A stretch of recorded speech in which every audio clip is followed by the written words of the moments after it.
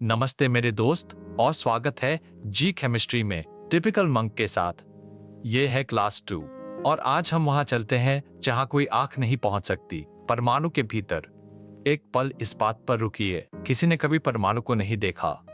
यह किसी भी माइक्रोस्कोप के लिए बहुत छोटा है, फिर भी हम बता सकते हैं कि इसका केंद्र कहाँ है और हम उस लाइट के रंगों को एक फिंगरप्रिंट की तरह पढ़ सकते हैं जो यह छोड़ता है। जब सारा ने यह पहली बार सुना तो उसने एक ईमानदार सवाल पूछा, अगर हम इसे देख नहीं सकते तो हमें यह सब कैसे पता है? यही आज का पूरा एडवेंचर है। हम परमाणु के भीतर की दुनिया पूरी तरह बाहर से सीखते हैं, पार्टिकल्स को उससे टकराकर, वह लाइट पढ़कर जो यह चमकाता है, और जी में उस लाइट को एक पूरे न्यूमेरिकल में बदलकर। तो एक धीमी सांस लीजिए, चलिए भीतर चलते हैं, one idea at a time. तो आज की क्लास से आप क्या लेकर जाएंगे? पहला, इलेक्ट्रॉन, प्रोटॉन और न्यूट्रॉन की डिस्कवरी, वे 3 पार्टिकल्स जिनसे हर एटम बना है। दूसरा, एटम के 3 मॉडल्स, पहले थॉमसन, फिर रदरफोर्ड, फिर बोर, और यह भी कि हर एक को अगले से क्यों बदला गया। तीसरा, बोर के एनर्जी लेवल्स, हाइड्रोजन स्पेक्ट्रम जिसमें लाइमन, बाल्मर और पाशन सीरीज हैं, और वह लाइटबर्ग फॉर्मूला जो इन्हें जोड़ता है। चौथा, modern picture, photoelectric effect, light और मैटर की डुअल नेचर, डी ब्रोगली की वेव्स और हाइजेनबर्ग की अनसर्टेनिटी। और पांचवा, जी की ड्रिल्स, असर्शन और रीजन, मैच द कॉलम और न्यूमेरिकल्स, ताकि आज जो सीखें उससे स्कोर भी कर सकें। तैयार है? One idea at a time. चलिए एटम की कहानी एक एक टुकड़े में देखते हैं। पहला, इलेक्ट्रॉन। थॉमसन ने एक कैथोड रे ट्यूब से बीम गुजारी और हर एटम के भीतर छिपा एक छोटा नेगेटिव पार्टिकल पाया।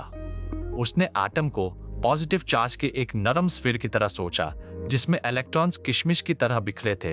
यह प्लम पडिंग मॉडल है। दूसरा, न्यूक्लियस के बिल्डिंग ब्लॉक्स। गोल्डस्टीन ने दूसरी दिशा में पॉजिटिव रेज भेजी और प्रोटॉन पाया। सालों बाद चैडविक ने बिना किसी चार्ज वाला तीसरा पार्टिकल पाया, न्यूट्रॉन। 3 पार्टिकल्स, एक एटम। तीसरा, रदरफोर्ड ने सोने की एक पतली फॉइल पर अल्फा पार्टिकल्स दागे।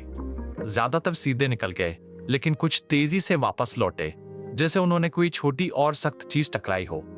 डेविड ने कहा कि यह ऐसा था जैसे टिश्यू पेपर पर गोली चलाई और एक गोली वापस आ गई। रदरफोर्ड ने माना कि एटम के केंद्र में एक छोटा, घना पॉजिटिव न्यूक्लियस है और इलेक्ट्रॉन्स उससे बहुत दूर। फॉरिंग खत्म हो गया। और चौथा, बोर ने वो एक समस्या ठीक की जो रदरफोर्ड हल नहीं कर सका। एक घूमता इलेक्ट्रॉन न्यूक्लियस में गिर जाना चाहिए और एटम खत्म हो जाना चाहिए। बोर ने कहा कि इलेक्ट्रॉन्स केवल कुछ तय ऑर्बिट्स में घूमते हैं, हर एक की एक निश्चित एनर्जी होती है, और जब तक इलेक्ट्रॉन अपनी ऑर्बिट में है वह बिल्कुल रेडिएट नहीं करता। हर मॉडल पिछले की मरम्मत था। इस लाड़ को ध्यान से देखिए, क्योंकि ये इस चैप्टर के हर स्पेक्ट्रम न्यूमेरिकल का नक्शा है। हर रंग एक अलाउड ऑर्बिट है और रंग जितना ऊंचा, एनर्जी उतनी ज्यादा। पहला, हर ऑर्बिट की एक तय एनर्जी होती है। हाइड्रोजन के लिए लेवल n की एनर्जी होती है -13.6 बटा n स्क्वायर्ड इलेक्ट्रॉन वोल्ट्स में। दूसरा, यहीं से लाइट आती है। जब कोई इलेक्ट्रॉन ऊंचे रन से नीचे गिरता है तो वह एक फोटॉन छोड़ता है, लाइट का एक पैकेट जिसकी एनर्जी ठीक उतनी है जितना 2 रन्स का गैप। तीसरा, लैंडिंग रन लाइट के परिवार को तय करता है। पहले लेवल पर उतरिए तो लीमन सीरीज मिलती है अल्ट्रावायलेट में, दूसरे पर बाल्मर सीरीज विजिबल लाइट में, तीसरे पर पाशन सीरीज इंफ्रारेड में, और चौथा, देखिए हर एनर्जी पर माइनस का चिन्ह है। यह माइनस कोई गलती नहीं है, इसका मतलब है इलेक्ट्रॉन बंधा हुआ है, न्यूक्लियस में फंसा हुआ। 0 एनर्जी लैडर का सबसे ऊपर है, जहां इलेक्ट्रॉन आखिरकार आजाद होता है। लीसा इससे इस तरह याद रखती है, कुआं जितना गहरा उतना ही ज्यादा नेगेटिव और भागना उतना ही मुश्किल। अब उन एनर्जी गैप्स को असली रंगों में बदलते हैं जो हम देखते हैं। पहला, 2 दिशाएं। जब इलेक्ट्रॉन नीचे गिरता है, एटम लाइट बाहर छोड़ता है, यह एमिशन है। जब वह ऊपर चढ़ता है, वह लाइट भीतर लेता है, यह अब्सॉर्प्शन है। वही लैडर उल्टी दिशा। दूसरा, राइडबर्ग फॉर्मूला सबको जोड़ता है। 1/λ बराबर होता है राइडबर्ग कांस्टेंट गुणा 1/n1 स्क्वायर घटा 1/n2 स्क्वायर। यहाँ नीचे वाला लेवल है और नीचू ऊपर वाला। तीसरा, और यही वो ट्रिक है जो हर बार बचाती है, नीचे वाला लेवल N1 सीरीज का नाम रखता है। लेवल 1 पर उतरिए तो लाइमन, लेवल 2 पर बाल्मर, लेवल 3 पर फाशन और चौथा, इन सब परिवारों में केवल बाल्मर सीरीज विजिबल रेंज में आती है, वह लाइट जो आपकी आंख असल में देख सकती है। इसीलिए यह जी की सबसे ज्यादा पूछी जाने वाली सीरीज है और वही जिसे हम अभी पूरा न्यूमेरिकल में हल करेंगे। अब चलिए एक पूरा जी न्यूमेरिकल साथ हल करते हैं धीरे धीरे मंक के तरीके से। एक हाइड्रोजन इलेक्ट्रॉन तीसरे लेवल से दूसरे लेवल पर गिरता है। बाल्मर सीरीज की बिल्कुल पहली लाइन, जिसे H अल्फा कहते हैं। जी इसकी वेवलेंथ और एनर्जी दोनों पूछेगा। स्टेप 1 जो दिया है वो लिखिए। इलेक्ट्रॉन इक्वल्स 3 से n इक्वल्स 2 पर गिरता है और राइडबर्ग कांस्टेंट है 1.097 इंटू 10 की घात 7 प्रति मीटर। गिवन लिखना कभी मत छोड़िए। स्टेप 2 फॉर्मूला 1/λ बराबर राइडबर्ग कांस्टेंट गुना 1/n1 स्क्वायर घटा 1/n2 स्क्वायर, जहां नीचे वाला लेवल N1 2 है और ऊपर वाला लेवल N2 3 है। स्टेप 3 ब्रैकेट निकालिए। 1/4 घटा 1/9 बराबर 5/36, तो 1/λ बराबर 1.097 इंटू 10 की घात 7 गुणा 5/36, जो आता है 1.524 इंटू 10 की घात 6 प्रति मीटर। स्टेप 4 लैम्डा निकालिए। इस संख्या को उल्टा कीजिए और लैम्डा आता है लगभग 656 नैनोमीटर्स। विजिबल रेड लाइट, ठीक बाल्मर की H alpha line. Step 5 energy बराबर Hc/λ, और ये हल करने पर आता है लगभग 1.89 इलेक्ट्रॉन वोल्ट्स, वही संख्या जो आपको सीधे तीसरे और दूसरे बोर लेवल को घटाने से मिलती। 2 तरीके, एक जवाब। यही वह तरीका है जिससे जी परखता है कि आपने लैडर को सच में समझा है। अब वे आइडियाज जिन्होंने क्लासिकल फिजिक्स को पूरी तरह तोड़ दिया। पहला, लाइट एक स्मूथ स्ट्रीम की तरह नहीं आती, यह फोटॉन्स नामक पैकेट्स में आती है और हर फोटॉन की एनर्जी प्लैंक्स कांस्टेंट गुना उसकी फ्रीक्वेंसी के बराबर होती है। दूसरा, किसी मेटल पर लाइट डालिए और एक निश्चित थ्रेशोल्ड फ्रीक्वेंसी से ऊपर एक फोटॉन सतह से एक इलेक्ट्रॉन बाहर निकाल सकता है। यहाँ वो सरप्राइज है जिसने सबको फंसाया। लाइट को ब्राइटर करने से ज्यादा इलेक्ट्रॉन्स निकलते हैं, पर कभी तेज नहीं। स्पीड फ्रीक्वेंसी से आती है, ब्राइटनेस से कभी नहीं। जॉन पहले इसे उल्टा समझता था और देश के ज्यादातर स्टूडेंट्स भी एग्जाम में यही करते हैं। तीसरा, तो लाइट एक साथ वेव और पार्टिकल दोनों जैसा व्यवहार करती है, इसकी डुअल नेचर। और चौथा, तब ब्रोगली ने एक बड़ी छलांग लगाई। अगर लाइट पार्टिकल हो सकती है तो मैटर भी वेव हो सकता है, जिसकी वेवलेंथ प्लैंक्स कांस्टेंट बटा मास गुना वेलोसिटी के बराबर है। और हाइजेनबर्ग और आगे गया। किसी छोटे पार्टिकल जैसे इलेक्ट्रॉन की पोजीशन और मोमेंटम कभी भी एक ही पल में पूरी तरह से नहीं जानी जा सकती। साथ में यही 2 आइडियाज हैं जिनकी वजह से बोर की सीधी सादी फिक्स्ड ऑर्बिट्स आखिरी पिक्चर नहीं हो सकती थी। अब सीधे बैठिए, ये 5 लाइंस वही है जो जी सच में पूछता है साल दर साल। 1, हाइड्रोजन लेवल की एनर्जी -13.6/n स्क्वायर्ड है इलेक्ट्रॉन वोल्ट्स में। पहले 3 वैल्यूज ठंडे दिमाग से रट लीजिए, -13.6, -3.4, -1.50 के आसपास। 2, एक स्पेक्ट्रल सीरीज का नाम उस लेवल से पड़ता है जिस पर इलेक्ट्रॉन उतरता है। लाइमन 1 पर, बाल्मर 2 पर, पाशन 3 पर, और बाल्मर ही विजिबल और सबसे ज्यादा पूछी जाने वाली लाइन है। 3, फोटो इलेक्ट्रिक इफेक्ट में किनेटिक एनर्जी बराबर H न्यू घटा वर्क फंक्शन फी। फ्रीक्वेंसी तय करती है कि इलेक्ट्रॉन्स निकलेंगे या नहीं और कितनी तेजी से। इंटेंसिटी केवल ये तय करती है कि कितने निकलेंगे। 4, द ब्रोगली की वेवलेंथ प्लैंक्स कांस्टेंट बटा मास गुना वेलोसिटी है। हाइजेनबर्ग की अनसर्टेनिटी कहती है कि पोजीशन की अनसर्टेनिटी गुना मोमेंटम की अनसर्टेनिटी कभी भी h/4 से कम नहीं हो सकती। 5. Bohr model multi electron atoms के लिए फेल होता है और यह चुपचाप हाइजेनबर्ग की अनसर्टेनिटी का उल्लंघन भी करता है, क्योंकि यह मानता है कि इलेक्ट्रॉन की पोजीशन और स्पीड दोनों एक साथ पता है। इसकी सीमाएं भी जानिए, सिर्फ इसकी जीत नहीं। अब जी के तरीके से ड्रिल करते हैं। 4 ऑप्शंस याद रखिए। ऑप्शन ए दोनों स्टेटमेंट्स ट्रू और रीजन असर्शन को एक्सप्लेन करता है। ऑप्शन बी दोनों ट्रू लेकिन रीजन एक्सप्लेन नहीं करता। Option C assertion true, reason false. Option D, assertion false, reason true. पहला assertion Balmer series visible region में आती है। रीजन बाल्मर लाइंस वही है जो लेवल n = 2 पर खत्म होती है। सेरा की तरह सोचिए, पहले हर स्टेटमेंट को अलग जांचिए, फिर कनेक्शन जांचिए। assertion true है, हाँ। रीजन ट्रू है, हाँ। और क्या यह एक्सप्लेन करता है? करता है, क्योंकि दूसरे लेवल पर उतरना ठीक वही एनर्जी गैप देता है जो विजिबल लाइट में आता है। दोनों true, reason explains, option A. दूसरा असर्शन लाइट की इंटेंसिटी बढ़ाने से फोटो इलेक्ट्रॉन्स की किनेटिक एनर्जी बढ़ती है। रीजन फोटो इलेक्ट्रॉन्स की किनेटिक एनर्जी केवल लाइट की फ्रीक्वेंसी पर डिपेंड करती है, इंटेंसिटी पर नहीं। पहले रीजन जांचिए, ट्रू, यही तो आज की क्लास का सबक है।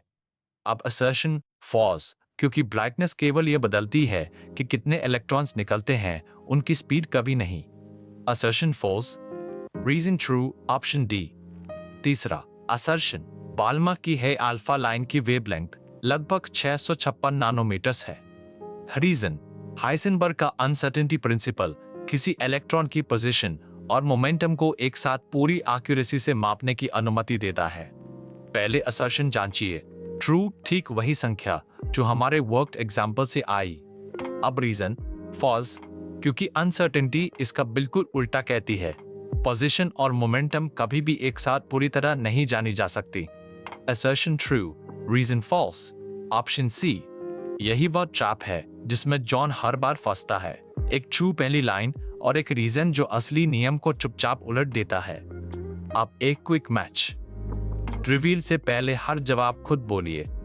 लाइमन सीरीज यह पहले लेवल पर खत्म होती है और इसकी लाइट अल्ट्रावायलेट है।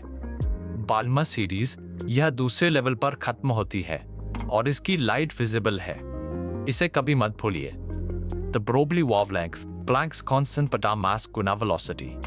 और हाइजेनबर्ग की अनसर्टेनिटी पोजीशन की अनसर्टेनिटी गुना मोमेंटम की अनसर्टेनिटी कभी भी h/4 से कम नहीं होती। अगर चारों जवाब रिवील से पहले आपके मन में आ गए तो आज का लैडर अब आपका होने लगा है। यह जी का एक फेवरेट फॉर्मेट है। मैं कुछ स्टेटमेंट्स पढ़ूंगा, आप चुपचाप गिनिए कि कितने सही हैं। Statement 1 Balmer series visible region में आती है। अपना फैसला रोक कर रखिए। स्टेटमेंट 2 फोटोइलेक्ट्रिक इफेक्ट में ब्राइटर लाइट इलेक्ट्रॉन्स को ज्यादा किनेटिक एनर्जी के साथ बाहर निकालती है। इसका जवाब देने से पहले ध्यान से सोचिए।